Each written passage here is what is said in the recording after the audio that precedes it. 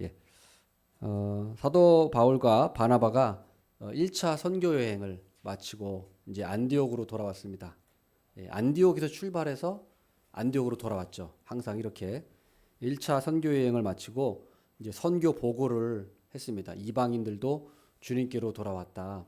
그러니까 그 소식을 듣고 안디옥 교회 성도들이 아주 기뻐했습니다. 그러나 오늘 이제 15장 오늘 말씀을 보니까 거기에 찬물을 끼얹는 또 소식이 들려옵니다. 그것은 바로 내부 분열이 일어난 것입니다. 내부 분열은 다른 것이 아니라 교리 문제, 교리에 관한 문제로 내부가 시끄럽고 혼란스러웠던 것입니다. 유대에서 사람들이 내려와서 너희들이 할례를 받지 아니하고 모세의 법을 지키지 아니하면 구원을 받을 수 없다라고 이렇게 가르친 거예요.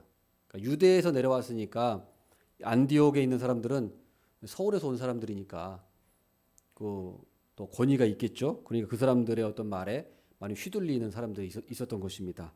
그래서 그 사실에 대해서 바울과 바나바가 가만히 있으면 안 되겠다. 당연하죠. 예. 그래서 그들과 적지 않은 다툼과 변론이 일어났다. 아주 큰 다툼과 변론이 있었던 겁니다. 그래서 거기서 이제 이것을 어떻게 해결할 것인가 하다가 결국에는 예루살렘에 바울과 바나바와 또 교회 유력자들을 보내서 이 문제에 대해서 예루살렘에 있는 사도들이 해결해 주도록 이렇게 바울과 바나바를 보냈죠. 그래서 그 예루살렘 공의회라고 합니다. 예루살렘 공의회에서 결국에는 오직 우리가 믿음으로만 구원받는다는 것을 가결하고 확립하고 교회가 이제 모든 문제가 해결되는 그런 일들이 사도행전 15장에 있는 것입니다. 교회의 공의회는 역사적으로 여러 번 있었습니다. 그러나 우리가 대표적으로 우리가 알아야 될 것은 우리가 주일 오후 조직신학 강좌 때도 제가 이 부분에 대해서 말씀드린 적이 있습니다만은 AD 그러니까 주후 325년 그러니까 니케아 공의회 니케아에서 이루어진 공의회가 있습니다. 그게 이제 성경 이후에 최초로 이루어진 공의회였어요. AD 325년 니케아 공의회. 거기서 아리우스가 이단으로 정죄됩니다. 기억이 나시는지는 모르겠습니다만은 아리우스가 어떻게 했습니까? 그 삼위일체 이단이었죠. 그래서 예수님을 창조주 하나님이 아니라 피조물에 불과하다.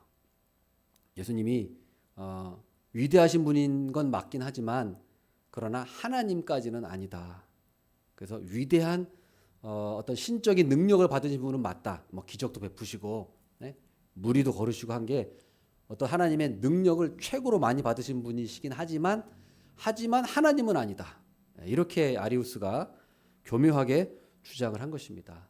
거기에 대해서 아타나시우스라고 하는 아주 유명한 아주 중요한 교부가 있습니다. 이 아타나시우스가 이 아리우스의 주장을 반박하면서 아니다. 우리 예수님은 하나님이시다. 창조주 하나님이시다. 피조물이 아니다. 영원 전부터 계셨던 분이다. 지음 받으신 존재가 아니고 태초부터 창조하실 때부터 같이 하나님과 창조하신 분이고 또 피조물이 아니다. 이것을 아타나시우스가 분명히 그것을 가르칩니다. 이 아타나시우스라는 사람이 신학자죠. 그래서 이 논쟁이 있었는데 이 논쟁 때문에 그 교회가 분열될 뻔했어요. 분열될 뻔했는데 그때 콘스탄티누스 대제, 그러니까 313년에 기독교를 공인한 그 콘스탄티누스 대제가 너희들 이러다가 교회가 분열되겠다. 너희들 모여서 회의를 해라. 그래서 그 당시 교황이 항상 종교 회의를 개최합니다. 그래서 이 교리 문제에 대해서 회의를 해서 어떤 게 맞는지 너희들끼리 잘 결정을 해라 해가지고 그때 아다나시우스의 주장 삼위일체 하나님 이 교리가 확립되고 아리우스가 이단으로 정죄됩니다. 그게 AD 325년 그리고 그때 양테론도 이단으로 정죄돼요.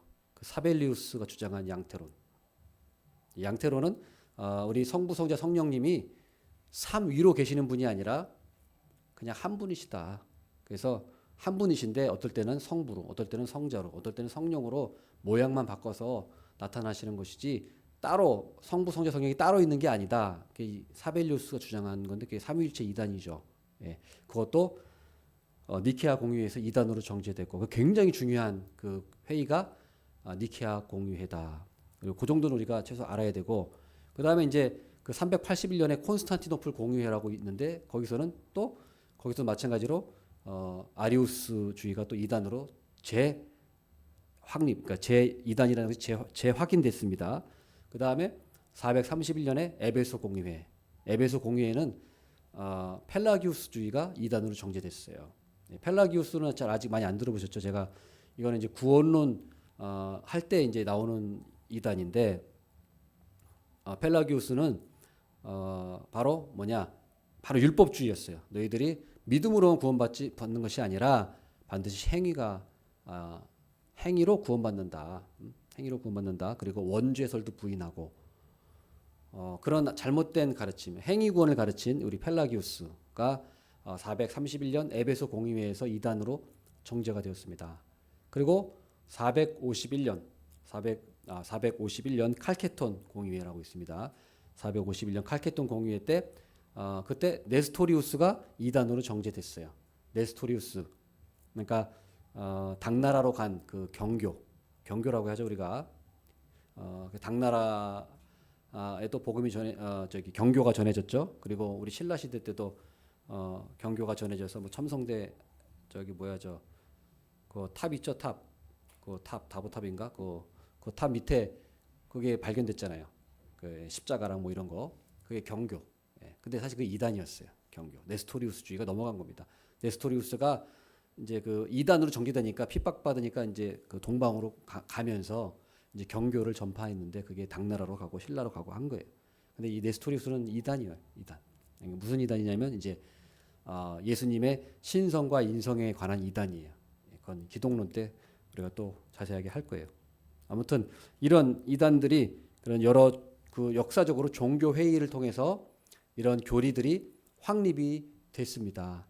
그런 것처럼 우리 오늘 사도행전 15장에 예루살렘 공의회를 열어서 이 잘못된 교리의 문제, 오직 믿음으로만 구원받는다, 행위로 구원받는 것이 아니다. 이것에 대해서 분명히 사도행전 15장에서 분명히 그것에 대해서 못 박아 선언하고 있어요. 그래서 우리가 그걸 분명히 알아야 되고 바울과 바나바가 얼마나 교회를 사랑하고 얼마나 그 교회의 부흥과 연합을 위하는 사람이었겠습니까? 그러나 화평을 원하고 평화를 원하지만 이 교리 문제에 있어서만큼은 바울과 바나바가 이것은 타협할 수가 없는 문제죠. 예, 다른 거는 좀 타협할 수도 있어요. 뭐 형식이라든가 뭐 예배 뭐 형식이라든가 이런 것들은 타협할 수도 있지만 이 핵심 교리 중에서도 특히 이 핵심 교리 구원에 관한 이 문제는 핵심 교리잖아요. 교리 중에서도 이 교리도 가장 중요한 교리가 있고 좀 지엽적인 교리가 있거든요. 근데 이거는 가장 중요한 우리 구원의 문제와 관련돼 있기 때문에 이것은 뭐 도저히 이것은 타협할 수가 없는 문제죠. 그래서 우리가 다른 거는 몰라도 우리 교회가 교리에 있어서만큼은 타협하면 안 된다. 타협하면 안 된다. 이건 반드시 교리는 성경대로 추구하고 가야 된다. 우리가 이 사실을 분명히 알아야 되고 그런 의미에서 우리가 WCC, 이 WEA 문제를 우리가 얘기하지 않을 수가 없어요. WCC는 World Council of Church, 그러니까 세계 교회 협의회예요. 그래서 전 세계 교회에 다 모여라. 다 모여서 우리가 연합하고 일치를 추구하자. 교회가 막 종류가 많지 않습니까?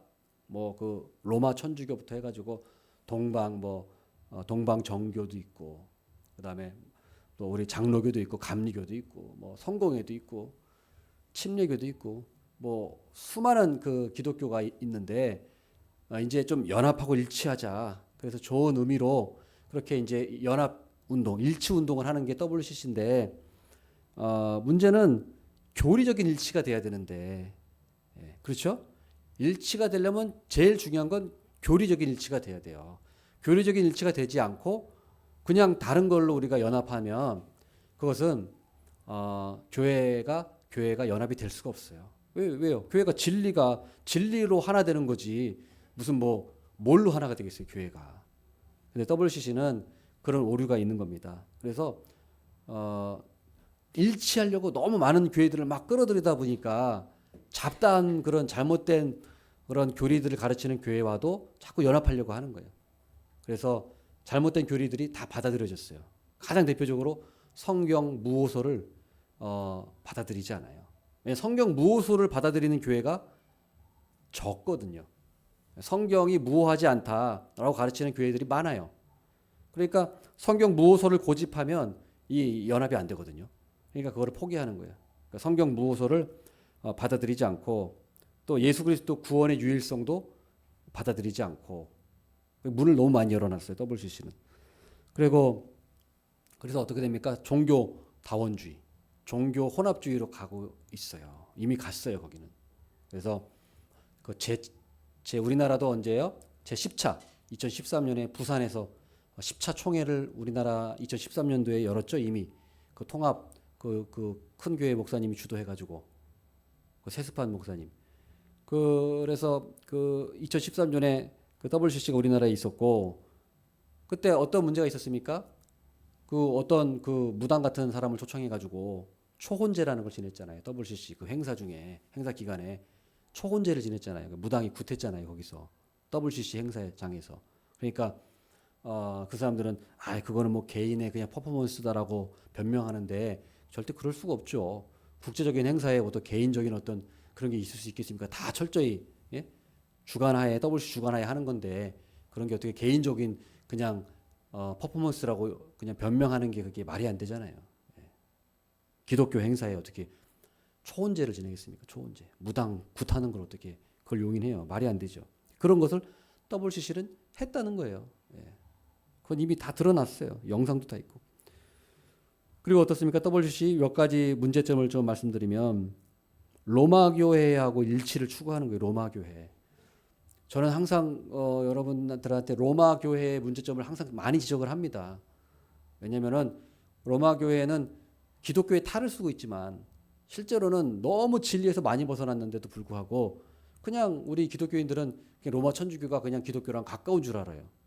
별 차이가 없는 줄 알아요.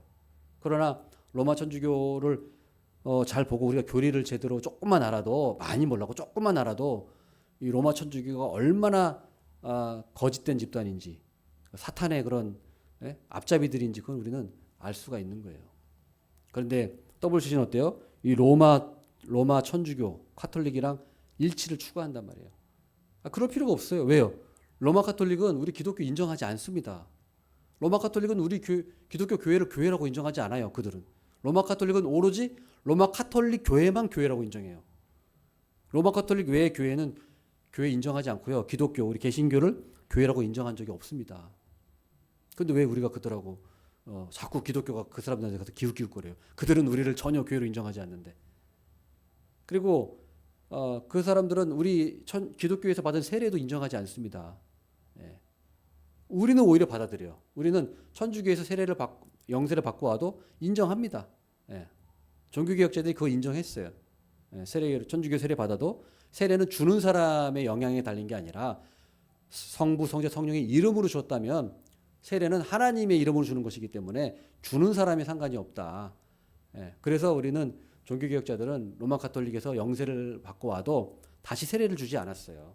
그런데 그걸 세례를 다시 받아야 된다고 하는 게 제세례파들. 지금 침례교. 그 기원이 이제 그 제세례파거든요. 지금 침례교의 기원이. 그러니까 침례교도 문제가 많아요. 지금 거기도. 그래서 그런 부분들이 있는데도 불구하고 로마 천주교는 우리 기독교를 인정하지 않고 있는데 왜 우리 기독교가 천주교에 가서 자꾸 일치 운동을 하고 기웃거리고 하고 있는지 거지 같은 짓을 하고 있는 거예요. 그리고 또 어떤 일이 있었냐? NCCK라고 있어요. NCCK. 그 WCC의 한국 지부 같은 겁니다. 한국 지부. NCCK라고 하는 곳에 홈페이지에 그 숭실대 구미정 교수라고 하는 사람이 기도문을 올렸는데 기도문의 내용이 기가 막힌 거 올렸어요. 오 하나님 부처님 이렇게 부르고 쭉 기도문을 쓰고 마지막에 나무 아미타불 아멘 이렇게 기도문을 올렸다는 거예요. 이거 뭐 코미디가 아니고 개그 프로에서 뭐 지금 그게 아니고 진짜로 그 숭실대 교수가 이거를 NCCK 홈페이지에 올렸다가 난리 나가지고 내렸다니까요. 실제로 있는 일이에요. 우리는 무슨 이게 설마 무슨 뭐 제정신인 사람이 그러겠어? 아니에요. 교리적으로는요. 배교자들이 지금 엄청나게 많아요. 제대로 예수님 진짜 복음만을 믿는 교회는 지금 뭐 하늘의 별따기.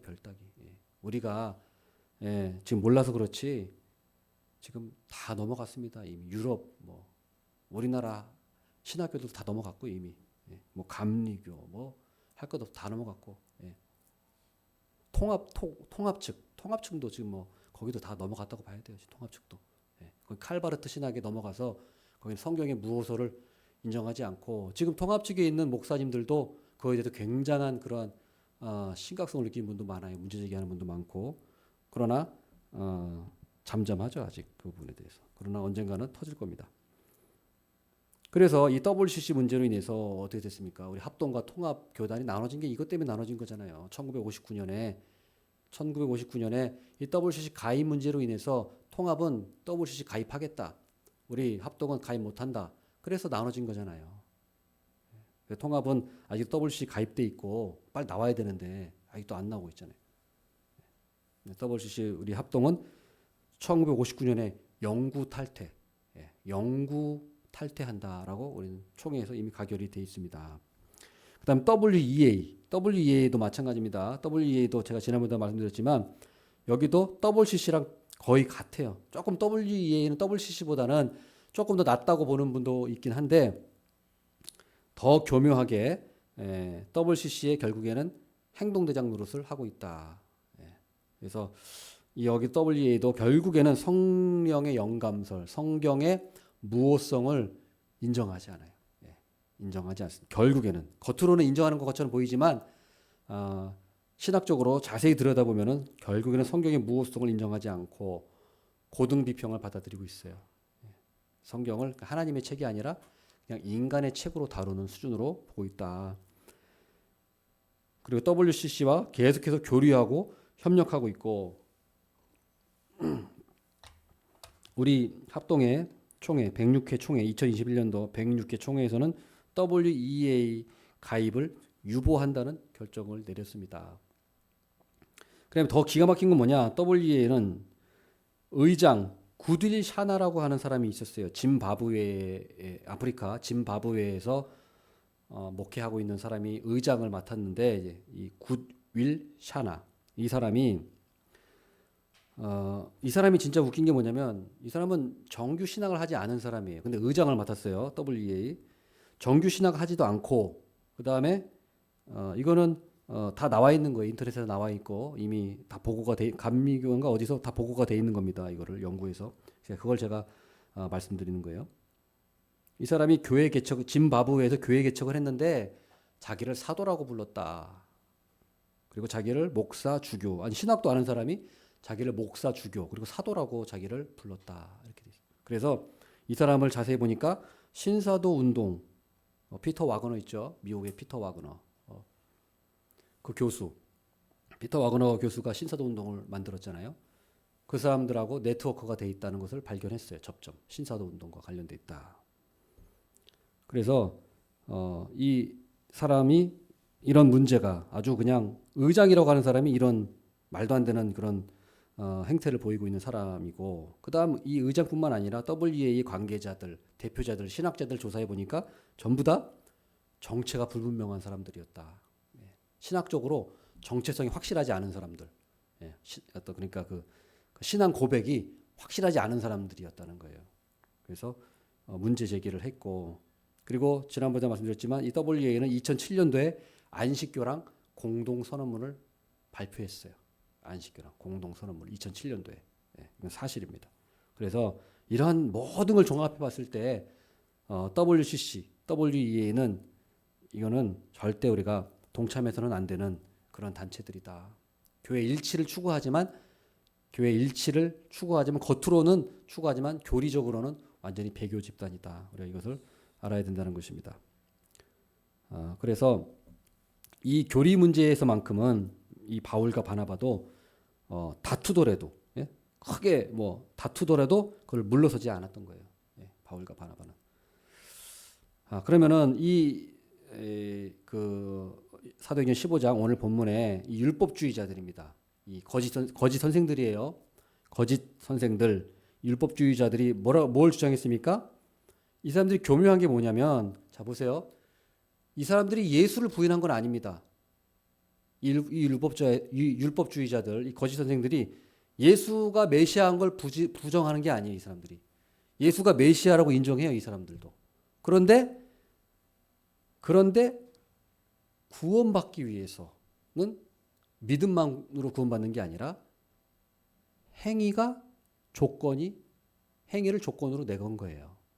그러니까 우리가 조직신학을 배우지만 기독론, 신론에는 문제가 없는데 구원론에 문제가 있는 거예요. 이 율법주의자들은 구원론의 행위구원. 그래서 율법 준수가 구원의 조건으로 들어가요. 행위가 구원의 조건으로 들어가요. 우리 정통 교리, 우리 성경에서 올바르게 가르치는 건 뭡니까? 행위는 조건이 아니라 열매죠. 믿음의 열매지, 구원의 열매지. 행위가 구원의 조건으로 돼버리면 그 율법주의가 되고 행위구원이 돼버리는 거예요. 조건이 돼버리면. 그래서 이 율법주의, 행위구원은 결국엔 무엇을 말하는 거냐? 결국엔 이것은 자력구원을 얘기하는 거고, 결국엔 이건 자력구원으로 갈 수밖에 없어요. 율법주의, 행위구원은. 결국엔 자력구원으로 가는 것이고, 결국에는 그건 뭐냐면 바로 예수 그리스도가 필요 없게 되는 거예요. 내가 율법 지켜서 내 힘으로 가는 건데 예수 그리스도가 필요 없는 거죠. 예수 그리스도 의가 필요 없고 내가 율법을 지킨 그 나의 의로 의로워진다고 생각하는 거기 때문에 예수 그리스도의 의가 필요 없게 되는 거예요. 은혜가 필요 없고, 그러므로 예수 그리스도의 영광을 뺏어가는 거예요. 그리고 그렇게 되면 어떻게 됩니까? 이 사람들 율법주의는 행위구원은 똑같은 말입니다. 율법주의는 행위구원. 이 사람들은 뭡니까? 결국에는 율법주의는 신자들의 믿음을 요동시키는 거예요. 신자들의 믿음. 구원의 확신을 못 갖게 합니다. 율법주의로 가면 구원의 확신을 가질 수가 없어요. 그렇죠. 율법주의인데 어떻게 구원의 확신을 가질 수 있겠습니까? 그러니까 혼란스러운 거예요. 내가 정말 구원 받았나? 확신할 수 없어요. 죽을 때까지. 로마 천주교는 지금도 그렇죠. 로마 천주교는 구원 확신 못합니다. 지금도. 죽어봐야 알아요. 그러나 우리 기독교 성경은 뭐래요? 뭐라고 말씀한 겁니까? 우리는 구원받는 걸 우리는 확신하는 거예요. 왜요? 우리는 성령의 인치심을 받았기 때문에. 성령이 하나님 우리의 인을 치시고 성령으로 우리에게 구원의 보증으로 성령을 주신 거잖아요. 보증이란 말이 뭡니까? 변개할 수 없다는 거예요. 인쳤다 도장 찍고 보증으로 성령님을 우리에게 주셨다는 거예요. 구원은 취소될 수 없고 바뀔 수 없고 뺏길 수 없다는 겁니다. 그래야 우리가 그 안에서 우리가 평안을 누리고 그 안에 확신을 누리는 거지. 아니 율법주의로 가는데 어떻게 우리가 구원의 확신이 있을 수 있겠어요? 불안해서 살 수가 없는 겁니다. 그거는. 오늘 좀 구원받은 거, 오늘 좀 내가 좀 말씀대로 살았으면 좀 구원받은 것 같고, 그러면 그 다음 날 내가 또 뭐 좀 죄 좀 지으면 또 구원 못 받고 또 그런 겁니까 또?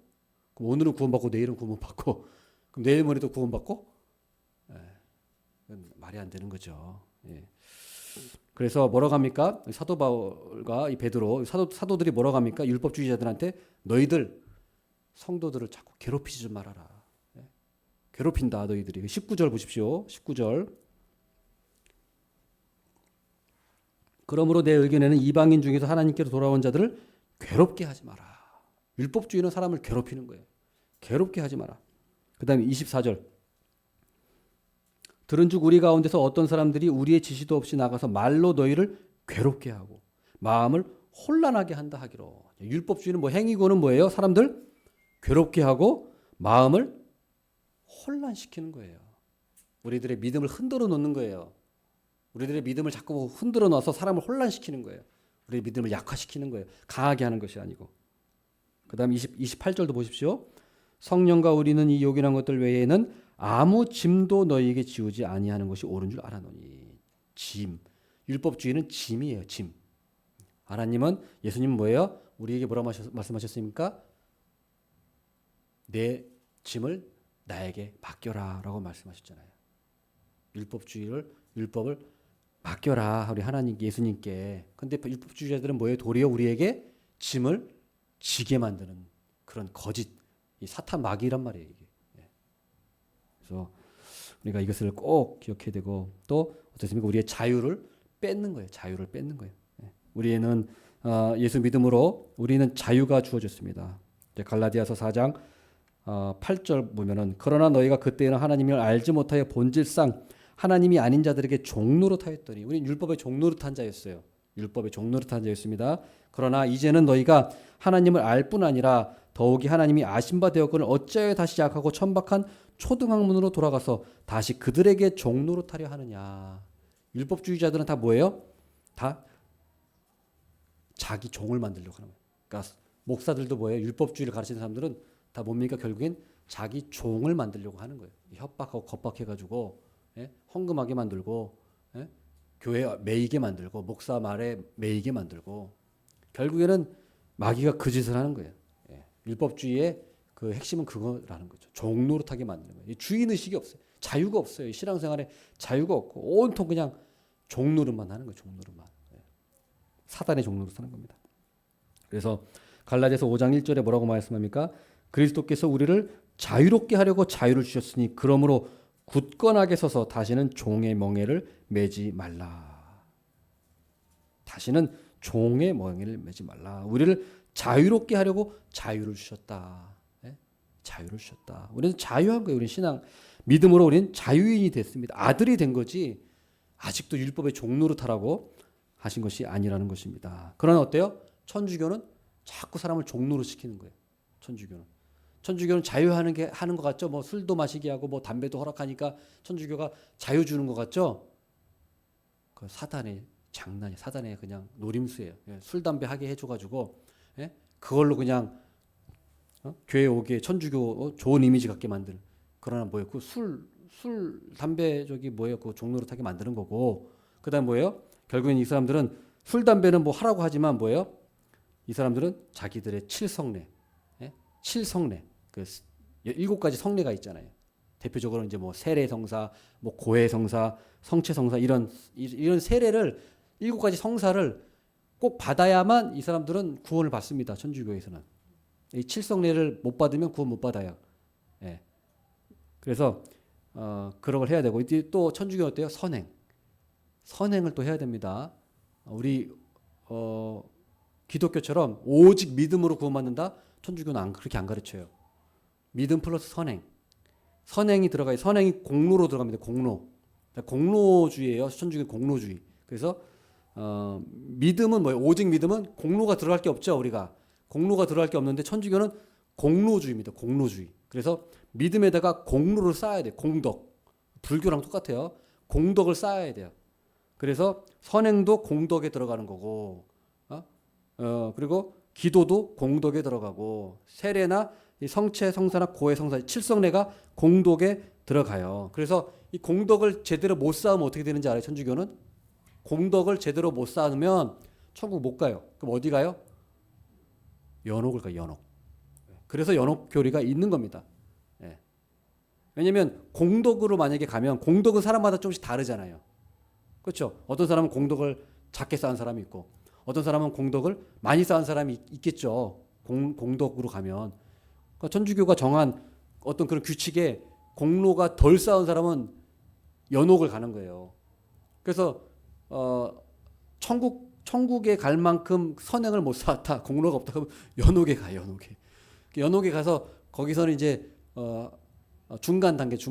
거긴 좋은 곳도 아니고 그렇다고 뭐 아주 나쁜 건 아니지만 그래도 거기가 좀 약간 벌을 받아요. 거기도 연옥이잖아요. 거기도 뭔가 안 좋게 있는 상태예요. 거기도. 근데 거기서 어떻게 합니까? 천주교는 그 연옥 교리에서 천국으로 갈 수 있어요. 연옥에서 천국으로 갈 수 있는데 그러려면은 어떻게 됩니까? 여기 이 생에 있는 사람들이 공로를 쌓아줘야 돼요. 그 사람을 위해서 기도해주고 그 사람을 위해서 헌금해주고 그 사람을 위해서 대신 봉사를 해주면 그 공덕으로 그 사람이 천국으로 가게 된다고 가르쳐요. 제가 얘기하면서 웃기네 웃겨. 예. 연옥교리거든요. 그렇게 가르칩니다. 그게 미신이죠 미신. 예? 공로주의 공로주의. 얼마나 터무니없는 가르침입니까? 그런데도 천주교는 그렇게 지금도 가르치는데 중세 시대에만 그렇게 가르치는 게 아니라니까요. 지금도 그걸 연옥교리를 공식 교리로 하고 가르치고 있어요. 지금도 그래요. 지금도 얼마나 한심합니까? 음? 그래서 아무튼 이런 것들이 이런 잘못된 교리들, 예? 잘못된 그런 공로주의, 행위구원 이게 다 행위구원이에요. 행위구원. 예, 행위구원. 예. 믿음 외에 뭘 더하면 조건을 더하면 무조건 행위구원입니다. 행위구원. 예. 그래서 우리는 이 사실을 꼭 알아야 되고 또 안식교도 그렇죠. 안식교, 신천지도 그렇고 신천지도 결국은 뭐예요? 신천지가 마련한 그런 점수가 있죠. 신천지에서 점수 매겨서 거기에 14만 4천 몇만 거기 들어서 거기 그 사람들만 천국 가는 거예요. 14만 4천 명만 그 신천지에서 매긴 점수에 따라서 그 행위권이죠. 행위권 전도 몇 명 해야 된다. 뭐 뭘 해야 된다. 예, 행위권. 안식교도 마찬가지고 안식교도 행위권입니다. 안식교는 뭐 절기나 뭐 안식일을 지킨다는 것도 그것도 문제지만은 그 구원론에서도 이단이에요. 행위구원이에요. 안식교는 공식적으로 조사심판교리라고 있어요. 조사심판교리. 그래서 안식교는 다 죽은 다음에 하나님이 조사해서 너 행위 다 조사해서 지옥 갈지 천국 갈지 그렇게 결정한다는 거예요. 이 세상에서 믿음으로 구원받는 게 아니고 안식교는 그렇게 가르쳐요. 조사심판교리가 얼마나 불쌍한 사람들입니까? 그걸 믿고 있는 사람들이. 그러니까 보세요. 우리 마지막으로 보면 10절. 이런 율법주의자들, 행위구원자들에 대해서 하나님 뭐라고 합니까? 10절. 그런데 지금 너희가 어찌하여 하나님을 시험하여 하나님을 시험하는 사람들이 이 사람들이 하나님을 시험하여 우리 조상과 우리도 능히 매지 못하던 멍에를 제자들의 목에 두려니 이게 무슨 말씀입니까? 이게 베드로가 한 얘기죠. 베드로가 얘기한 얘기 뭡니까? 이 사람들아 율법주의자들에게 말하는 거예요. 너도 율법을 다 못 지키면서 왜 다른 사람을 지키게 하느냐 이 위선자들아. 너희들이 율법을 지켜야 구원받는다고 하는데 너도 못 지키고 있으면서 왜 그거를 우리 조상도 못 지켰고 우리도 못 지키고 있는데 그거를 왜 이방인들에게 그걸 지우려고 하느냐 이 나쁜 놈들아 이렇게 얘기하는 거예요. 베드로가. 율법을 지킴으로 구원받은 사람은 단 한 사람도 없습니다. 역사상 여태까지 창세기부터 쭉 지금까지 율법을 지켜서 구원받은 사람은 단 한 사람도 없습니다. 그런데 율법주의자들은 뭐예요? 율법을 지켜야 구원받는다? 그러니까 뭐예요 이게? 지옥으로 보내자는 거잖아요 지금. 멸망길로 가겠다는 거죠. 멸망으로 자기도 지옥으로 가고 자기 제자들도 지옥으로 같이 가자 이거잖아요 지금 율법주의자들이. 그러니까 우리가 믿음 외에 다른 뭐 공로를 쌓아야 된다거나 다른 조건을 제시한다. 그거는 분명 행위구원이고 율법주의자들입니다. 우리는 오직 믿음, 오직 은혜로. 그래서 자, 마지막 결론 11절 뭐라고 합니까? 그러나 우리는 그들이 우리와 동일하게 주 예수의 은혜로 구원받는 줄을 믿노라. 이렇게 선언을 하는 겁니다. 은혜로 구원받는 것이다. 예수 그리스도의 의로 구원받는 것이다. 의로워지는 것이다. 이 사실 우리가 꼭 기억하고 율법주의 행위구원 멸망길이 아니라 우리 주님의 예수 그리스도의 의의 길로 우리가 생명의 길로 가는 우리 복된 우리 모두가 되기를 바라겠습니다. 아멘.